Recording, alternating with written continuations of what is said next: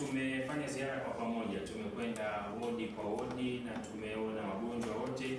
Kama kiongozi wa hospitali hii, nini hasa muono wako na neno lako?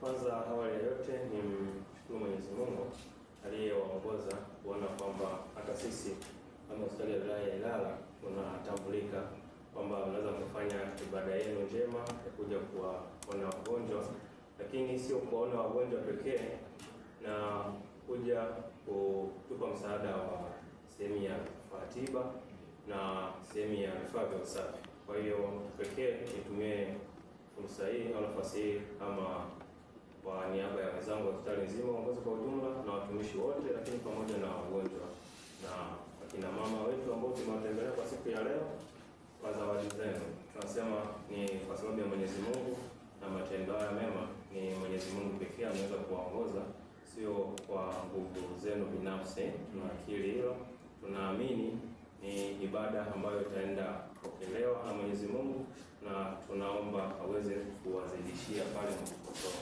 Asanteni sana na karibuni sana kwa hospitali. Moja katika maeneo ambayo mlituomba tuwasaidie vifaa tiba ni kifaa hiki cha digital BP machine. Hichi kifaa kina umuhimu gani?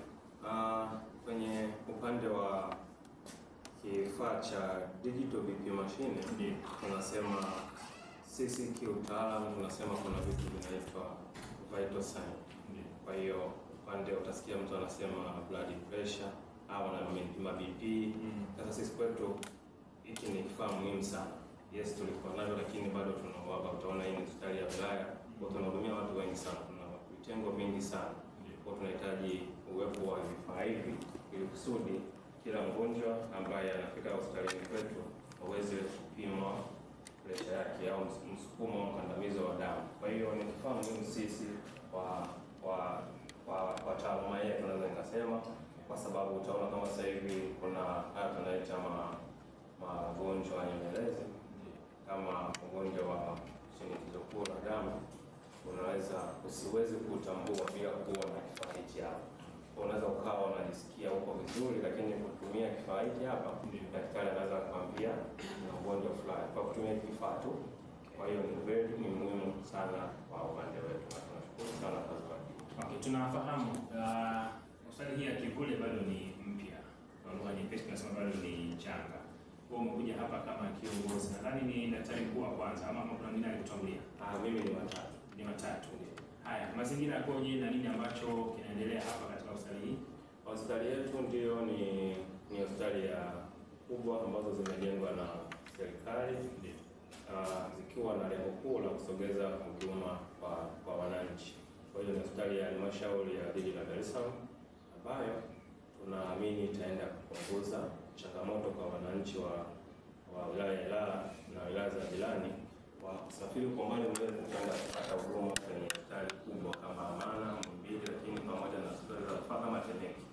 Kwa hiyo ndo ni mwanzo, kama unavyojua mwanzo siku zote kwaga ni ngumu, lakini hapo kuanzia kuna huduma nyingi sana ambazo zinapatikana hapa.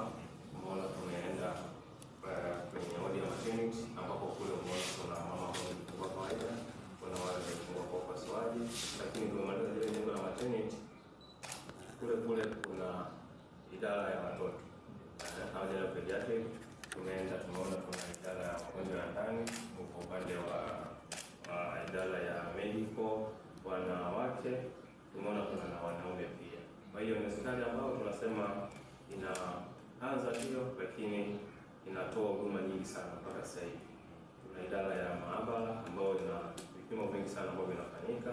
Tuna idara ya mionzi ambayo kuna vipimo vingi vinafanyika.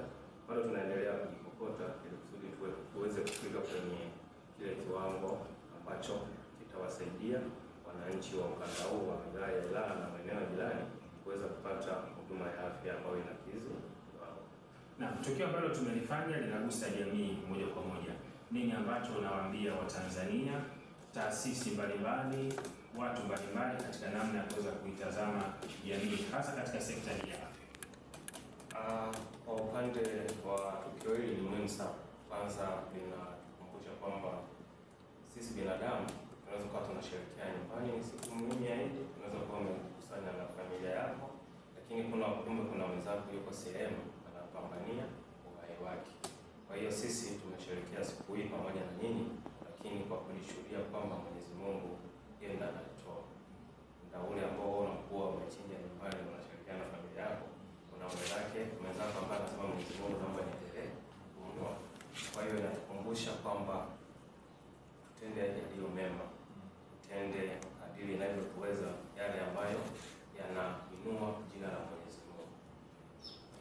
Na mtazamaji na msikilizaji wa Sauti ya Qur'ani, tayari tumekwisha kabidhi vifaa hivi ambavyo vimetokana na wasikilizaji wa redio yetu, na kusema kweli tuwashukuru kwa sababu kile ambacho wamekifanya sasa kitaweza kuzaa matunda. Wao watapata thawabu kwa Mungu, lakini Watanzania wataweza kupata matibabu kupitia vifaa hivi. Hiyo ilikuwa ni sehemu yetu ya mahojiano, na sasa moja kwa moja, kabla hatujafunga matangazo yetu, Tabsalum utaweza kumaliza na watu ambao tuko nao watendaji hapa.